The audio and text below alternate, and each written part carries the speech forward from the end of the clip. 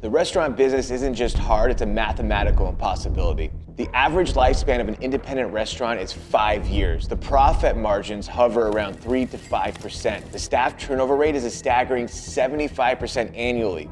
You are statistically more likely to survive a round of Russian roulette than you are to keep a restaurant open for a decade. The inventory rots if you don't sell it fast enough. The trends change faster than you can print menus. It's an industry designed to kill you.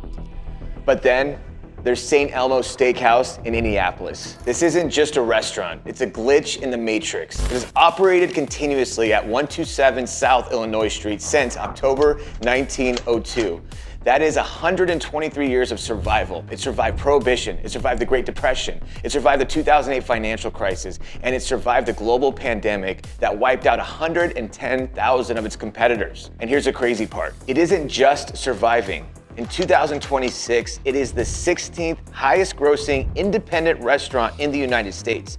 A single location generating over $26.5 million a year. It out-earns legendary institutions in Manhattan. It destroys giants in Chicago. It makes more money than Peter Luger. And they do it all in Indianapolis, which, with all due respect, is not known for their culinary endeavors. So, how does a father and son duo take a dusty, failing tavern from 1902 and churn it into a $70 million hospitality empire without franchising, without selling out to private equity, and without opening for lunch? The answer is not steaks. The answer is systems. It's training. It's culture. They built a business that operates on 3 radical philosophies. Scarcity is better than scale.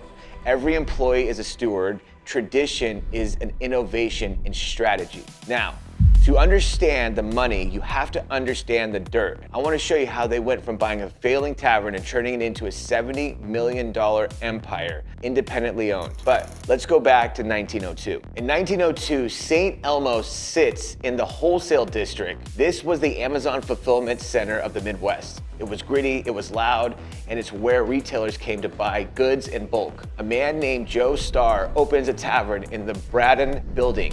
He calls it St. Elmo Buffet, named after his patron saint of sailors. Why sailors? Because Joe liked boats. That's the extent of the branding strategy. And guess what? It flopped. The buffet concept didn't work. The workers didn't want a buffet. But Joe was stubborn. He rebranded to St. Elmo Steak House, and he leaned into specific clientele of the wholesale district, traveling salesmen.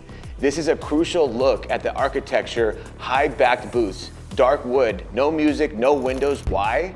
Because salesmen need privacy. They needed a place to cut deals where their competitors couldn't see them. St. Elmo's became the boardroom of Indianapolis. The design wasn't an aesthetic choice, it was a commercial tool. Now, let's fast forward to 1947, where Joe Starr sells the place to the Roth brothers, Harry, Sam, and Ike. Eventually, Harry Roth brings in his partner, Izzy Rosen. And this is where the culture of accountability begins. Harry was the front man, charming, wore colorful bow ties because long ties would get dipped in sauce. Izzy was the operator, a former bookie, gruff, cigar in one hand, whiskey in the other. Izzy Rosen didn't care if you liked him. He cared if the floor was clean. He cared if the books were balanced. This dynamic created a culture where excellence was mandatory. They weren't running a charity, they were running a machine. But standards alone don't make millions. You need a hook. In 1946, the Ross invented a single most profitable item in the history of the Midwest, the St. Elmo Shrimp Cocktail. Originally, it was 10 cents for 3 shrimp. Today, it's $19.95, but the recipe, fresh horseradish, cider vinegar, ketchup, that's it. Super simple, super clean. It was violent. It would clear your sinuses. It would make you cry. And here's the branding genius. They never softened it. They turned the pain into a badge of honor. It went viral before the internet ever existed. Competitive eater Joey Chestnut holds a record, 18 pounds of it in one sitting. It became a challenge. Hey guys, sorry to interrupt you, but I have to get this out because right now you're gonna see a lot of talk about training, leadership development, culture development, all that good stuff, which is absolutely crucial for your restaurant if you're trying to develop hospitality at a high level. If you're trying to get the results, you want to get the best results you want to get. If you want to get the most out of your employees, right? Ultimately the most out of your business. But you're going to hear a lot of talk about that and structure and systems and all this good stuff, and it might be a little bit overwhelming. Rest assured, I'm here to help, and I'm here to help for free. I'm actually hosting a live event where you can come in digitally and check it out, which I teach all these things, training systems, leadership, culture, all this good stuff. It's absolutely free. If you're interested, click the link down below. There's a bunch of downloadables and free tools and stuff like that you get with it. It's super, super intensive, but it's worth the work. The real genius happened in 1955. The Roth brothers looked at their P&L statement and they realized that lunch service was breaking even at best. It burned out the staff and it diluted the prep for dinner. So they did something that 99% of restaurant owners are too scared to do. They canceled lunch, closed for lunch. They voluntarily cut 50% of their revenue hours. Why? Because they understand the economics of scarcity. By closing for lunch, they made dinner an event.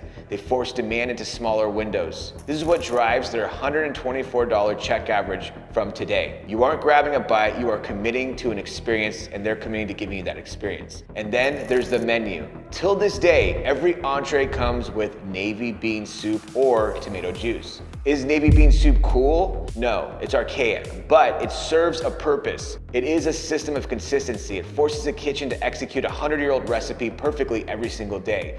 It tells the guests, we do not change for you, you come here for us. By 1986, the wholesale district is dead. The city is empty and the Roths are old. At this point, St. Elmo should have became a parking lot. Enter Steve Hughes. Now, pay attention. Steve isn't a romantic chef. He isn't a corporate turnaround artist. He is one of the first Arby's franchisees in the nation. He took Noble Roman's Pizza public on the NASDAQ. He actually fixed Steak and Shake. This man knew exactly how to scale. He had the playbook to put a St. Elmo's into every mall in America, but he didn't. Why? Because he knew the difference between selling a roast beef sandwich and selling hospitality. He brings in his son, Craig, a dishwasher turned manager, and together they implement a radical new philosophy for their workforce. In most restaurants, you are a server or a cook. You are a laborer. In other words, you are completely replaceable. At Hughes Culinary, every single employee, from dishwasher to GM, is called a steward. This isn't just HR fluff. It is a psychological reframe. An owner asks what they can do to take the business to the next level. A steward asks how they can protect. By changing the title, they change the philosophy and the psychology. They told the busboy, you aren't just cleaning plates, you're a guardian of a 123-year-old legacy. That dignity is why they have a retention rate for employees of 60 to 70%. That is why you have servers who have worked there for over 20, 30 years. They bought into the mission. But you can't keep stewards employed if you don't grow. So they invented the selling satellite strategy. Instead of franchising St. Elmo's, they built brands around it. For example, they built Harry and Izzy's next door to catch the overflow. They built 1933 Lounge upstairs for the speakeasy crowd. HC Tavern for the suburbs. And yes, they failed. Burger Study was a premium burger concept and it didn't work. So they closed it. They didn't let their ego get in the way. They cut their losses to protect their winners. That is leadership and that is discipline. Now, because their systems were so strong, the brand became a magnet for power. Peyton Manning started eating at St. Elmo's in 1998.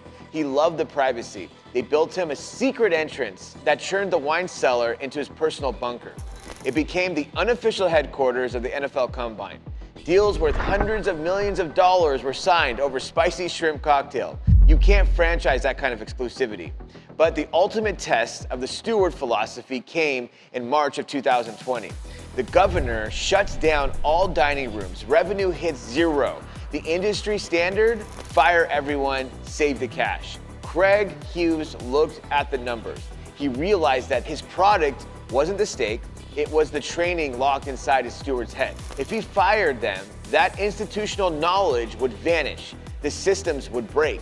So he paid them full wages based on their average tips from 2019. For months, it cost millions. It was burning cash. But when the world reopened, St. Elmo didn't have a staffing shortage. They had a wait list. They had proved that the inverse pyramid Putting employees above the guest is the only way to build a brand that will last over 100 years. So why did we just spend 20 minutes talking about a steakhouse in Indianapolis?